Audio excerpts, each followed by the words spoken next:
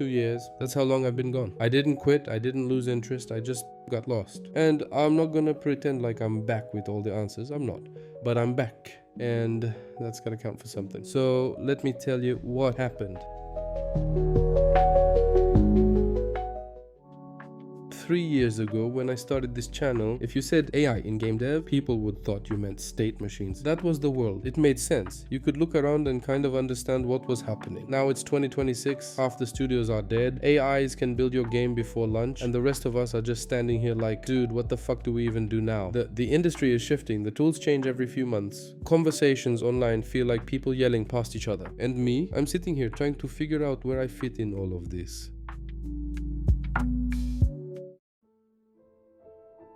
I'm gonna keep this part short because honestly, some of it I've told before and the rest is just life doing what life does. When I started this channel, I was working at a crappy mobile game company, hyper casual, you know the type. Games people play while taking a shit. Design it in a week, it lives for a month, maybe.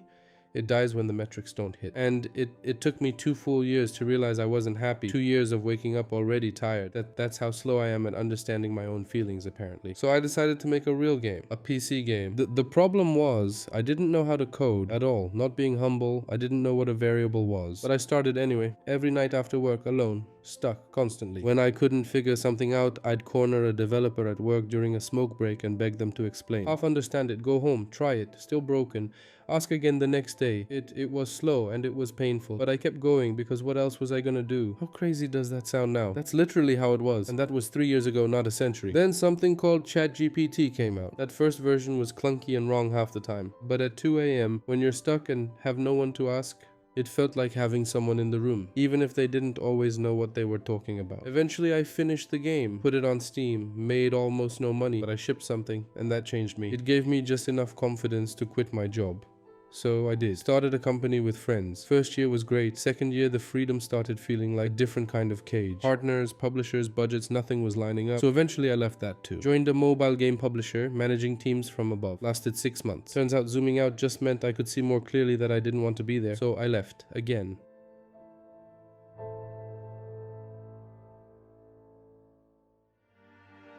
And then nothing. That's the part nobody makes videos about.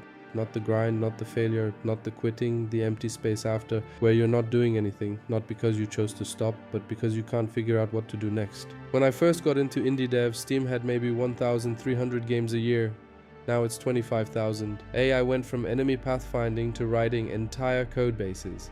Every week there's a new tool, a new workflow, a new set of rules, and how I'm supposed to navigate that?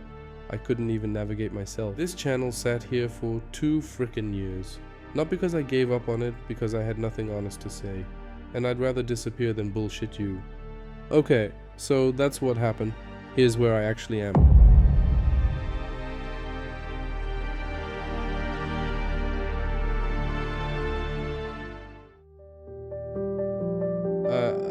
I'm not going to turn this into a TED Talk about everything I've learned. Honestly, most of what I picked up in 3 years is just what doesn't work. For me, at least. I know I can't make games for someone else's spreadsheet. I know the corporate thing isn't for me. I know starting a company with friends sounds great until it isn't. That's not wisdom. That's scar tissue.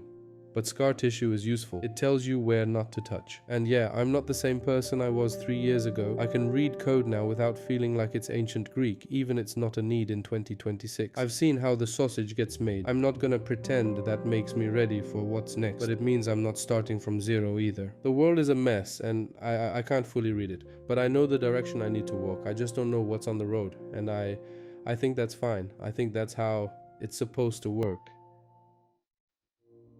So here's what I'm doing. I'm making a game. A real one. Not for a publisher, not for metrics, not because someone's paying me, because it's the only thing that makes sense right now. I've got a concept I've been sitting with for a while.